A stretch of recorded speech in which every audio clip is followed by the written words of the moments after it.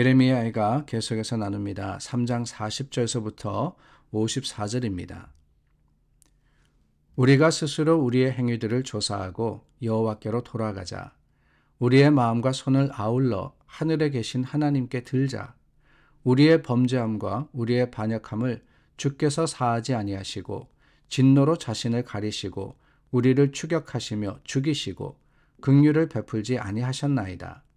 주께서 구름으로 자신을 가리사 기도가 상달되지 못하게 하시고 우리를 문 나라 가운데에서 쓰레기와 폐물로 삼으셨으므로 우리의 모든 원수들이 우리를 향하여 그들의 입을 크게 벌렸나이다. 두려움과 함정과 파멸과 멸망이 우리에게 임하였도다. 딸, 내 백성의 파멸로 말미암아 내 눈에는 눈물이 시내처럼 흐르도다. 내 눈에 흐르는 눈물이 그치지 아니하고 쉬지 아니하며 여호와께서 하늘에서 살피시고 돌아보실 때까지니라.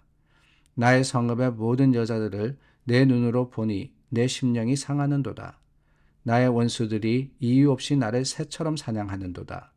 그들이 내 생명을 끊으려고 나를 구덩이에 넣고 그 위에 돌을 던지며 물이 내 머리 위로 넘치니 내가 스스로 이르기를 이제는 멸절되었다 하도다. 예레미야 애가를 저희가 계속해서 나누고 있습니다. 애가 슬픔의 노래라는 뜻이죠. 그러나 여러분, 애가라고 해서 슬픔만 그리고 눈물만 있는 게 아닙니다. 이 말씀 속에는 오히려 하나님의 주시는 회복의 약속이 있고 또한 그를 향한 하나님께서 우리에게 주시는 회개의 교훈이 있다라는 것을 우리는 말씀을 살펴보면서 깨닫게 됩니다. 오늘 말씀도 그래요. 40절 말씀에 보니까 우리가 스스로 우리 행위를 조사하고 여호와께로 돌아가자라고 했습니다. 여호와께로 돌아가자. 언제 어디로 어떻게 가야 하느냐 다름이 아닙니다. 50절 말씀해 보니까 여호와께서 살피시고 돌아보실 때까지라고 했습니다. 우리가 하나님께로 돌아가며 하나님을 구해야 되는데 언제까지냐? 하나님께서 우리의 기도에 응답을 주실 때까지, 하나님이 약속하신 그 시간이 되도록 우리는 여전히 주님을 바라고 주님을 찾고 주님을 구해야 하는 겁니다. 그러고 보면은 우리 가운데 있는 여러 가지 고통과 아픔 앞에서 우리가 해야 하는 일은 신세 타령은 아닌 것 같습니다. 내가 왜 이런 일이 있는가? 세상에 허구 많은 사람들 중에 여러분 뭐 얼마나 그래요? 얼마나 많은 사람들이 있다 그럽니까? 근데 그 사람들 중에 하필이면 내가 왜 이 일을 겪고 있느냐? 왜 내가 이 병에 걸려야 했고 내가 이 문제를 만나야 했고 이 실패를 경험해야 하느냐? 그럴 수 있죠. 왜라는 것을 가지고 우리는 푸념할 수 있습니다. 그러나 여러분, 그게 중요한 게 아니라 하나님은 뭐라고 하십니까? 우리가 여러 가지 어려움을 겪을 때 하나님께로 돌아가는 것, 그 가운데 있는 하나님의 뜻과 계획을 우리가 찾아가는 것, 이게 중요하다라고 말씀을 하는 거예요.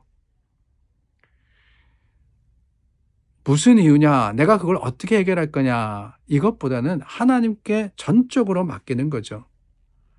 그럼으로써 오히려 하나님 앞에서 회개하는 것, 하나님 앞에 눈물로서 하나님의 그 거룩하심을 구하는 것을 주님께서는 원하시는 겁니다.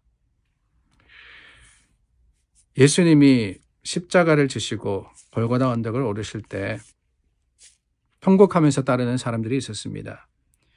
근데 그들을 향해서 하나님이 뭐라 그러시느냐? 나를 위하여 울지 말고 너희 자녀를 위해서 울라라고 했습니다. 물론 그 상황과 지금 일어나고 있는 일이 슬픔이긴 했습니다. 그러나 더 중요한 게 뭐냐? 너희 자녀를 위해서 울라라고 하셨을 때에는 너희 자녀, 그 자녀가 잘 되도록, 그 자녀가 성공하도록 그렇게 기도해라라는 게 아니에요. 근본적인 이유, 이 아픔과 고통, 예수님이 십자가를 지시는 그 원인이 어디 있느냐? 하나님이 하나님의 자녀를 사랑하듯 우리를 사랑하시기 때문에 예수님께서 십자가를 지실 수밖에 없었던 그 사랑으로서 우리를 구원하시기 위해서 이 땅에 오셨던 것을 우리가 기억하고 그 십자가 앞에 우리 허물과 우리 죄악으로 인한 눈물을 흘리라고 하신 거 아니겠습니까?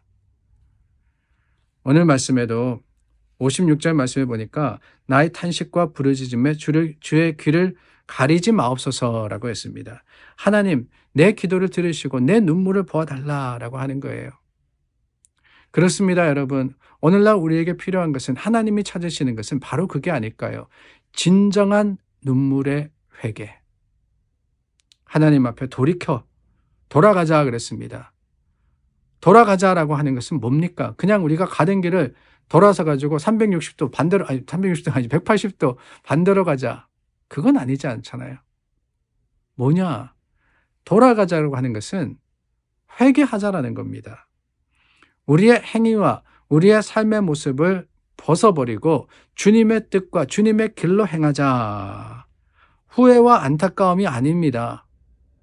내가 왜 이런 일을 겪고 있느냐? 내가 왜 이런 일을 당해야 하느냐? 거기에 대한 어떠한 원망이나 눈물이 아니라 진정한 회개가 필요한 때가 바로 이때가 아니겠습니까?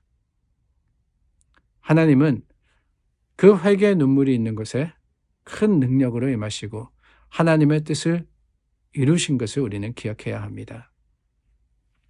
베드로가 눈물 흘린 적이 있었죠. 예수님께서 잡히시던 날 밤 예수님을 3번 부인합니다. 말씀대로 마지막 3번째 달기 울 때 베드로는 자신의 허물과 잘못을 깨닫고 통곡하였습니다. 회개의 눈물을 흘렸어요.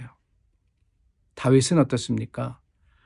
다윗도 살인하고 간음하고 여러 죄를 지었을 때 눈물로써 하나님 앞에 회개합니다. 그 눈물이 얼마나 간절했든지 베개를 적실 정도라고 했습니다. 그래서 예수님께서 산상수훈이라고 하죠. 사람들을 가르치실 때 이렇게 가르치지 않으셨습니까? 애통하는 자는 복이 있나니 위로를 받을 것이며. 애통하는 자는 하나님 앞에 눈물 흘려야지 하나님이 위로하시는 거예요. 하나님이 회복시켜 주시는 겁니다. 그런데 여러분들 그렇게 눈물 흘려 회개한 적 언제가 마지막인지 기억나십니까? 정말 간절하게 눈물 흘리며 하나님께 구한 적이 있습니까? 하나님 앞에 나와서 내 허물과 죄를 고백하면서 그 어둡고 그 큰 죄로 인해서 주님 앞에 부끄러워 눈물 흘린 적이 있습니까? 하나님은 하나님을 찾는 자들을 만나 주십니다. 그러기 위해서 우리는 돌아서야 합니다. 하나님께로 지금의 삶의 모습과 지금의 여러 가지 세상의 모습을 벗어버리고 하나님의 말씀과 그 뜻을 향해서 돌아설 때 하나님은 우리의 결단과 눈물의 회개를 보시고 주님의 긍휼하신 사랑으로 만나 주실 뿐만 아니라 우리를 회복시켜 주실 것을 확신하건대 오늘 저와 여러분 그런 기도로 주님을 찾는 믿음의 사람들이 될 수 있기를 예수님의 이름으로 축원합니다. 기도하겠습니다. 참 좋으신 하나님, 우리의 눈물을 구하시는 하나님이십니다.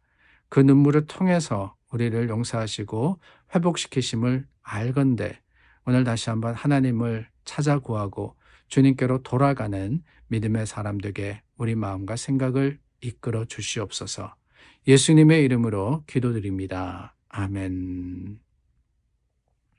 오늘도 중보하며 또한 회개하며 하나님께 나아가는 저와 여러분 될 수 있기를 바랍니다.